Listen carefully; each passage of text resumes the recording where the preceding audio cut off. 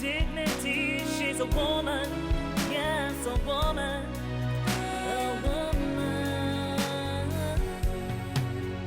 of all seasons.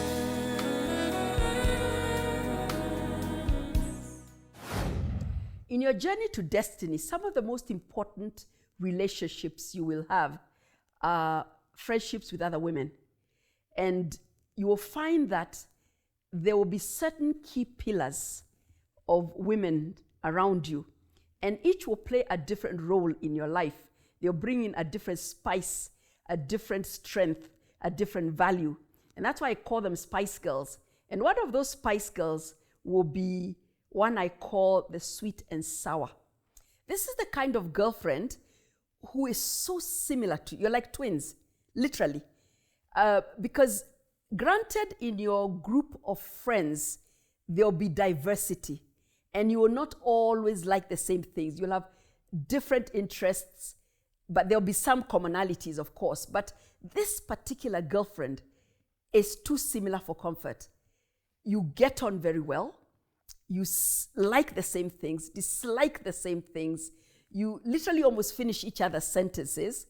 And your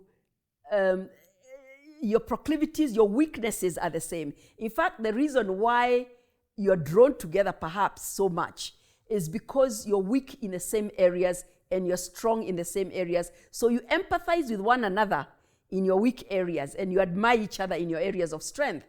And this is a valuable friend to have because it's like a mirror of yourself. You're able to see how you handle people through her.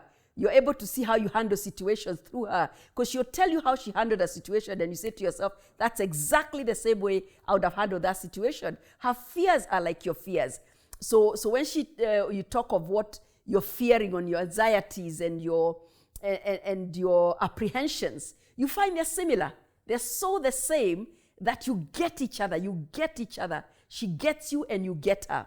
And it's all very beautiful, and this friendship can be very powerful, very strong, very necessary for edification, for affirming one another, because it makes you also know that you're not crazy when you say, I fear this, or I don't know why people fear doing this. I find it quite straightforward. You talk the same language. So you affirm one another, which is necessary because it shows you often that there's nothing wrong with you when you think in a certain way or you would behave in a certain way towards a certain thing.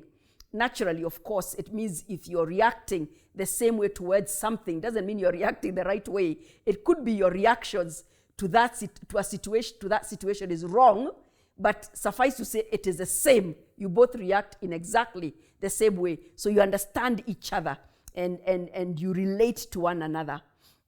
But one of the things you need to be careful about a sweet and sour spice girlfriend is that when it's good, it's good. When you're getting on, you're getting on. You have the deepest like and connection and love for one another. But when it turns to a misunderstanding, it can become a deep resentment and hatred and offense. It can turn opposite. As much as you're gelled together, you're connected, you love each other deeply, it can be the opposite. It's intense like that. And it happens because the thing is, you may be going after the same job sometimes, the same promotion, the same appointments, or the same positions, or the same boyfriends, you know?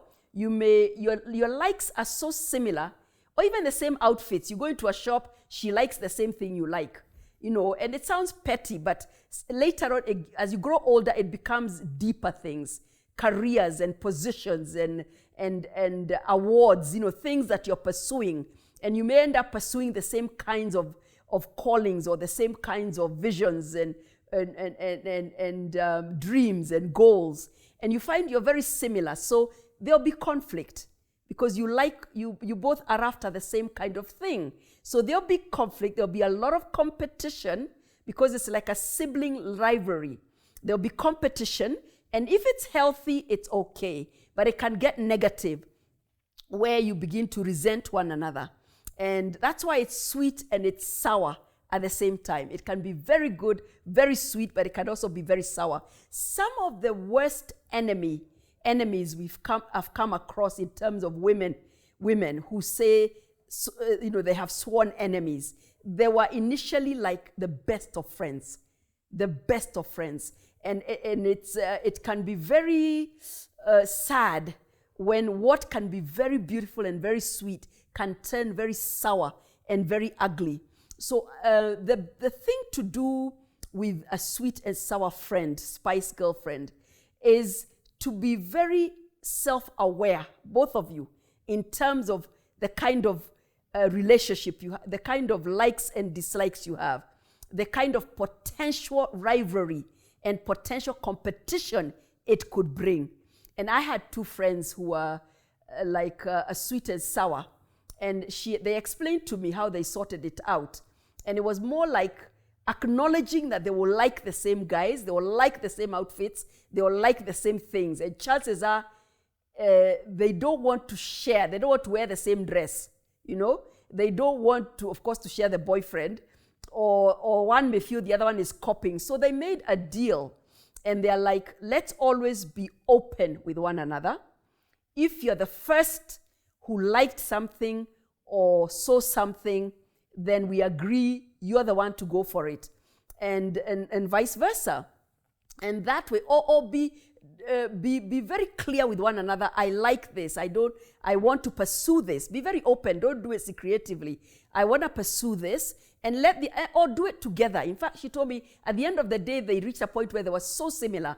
They were so beneficial working together. They ended up doing a lot of business together, a lot of projects together, things that they have so much in common. They thought the same way. So it was good when they did it together. But of course, you know that when you're too similar, even in business, it means there's no diversity, there's no voice out, there's no contrary voice to show that both of you are wrong. So at the end of the day, a sweet and sour friend is good, but with some kind of balancing, you need her in your journey to destiny.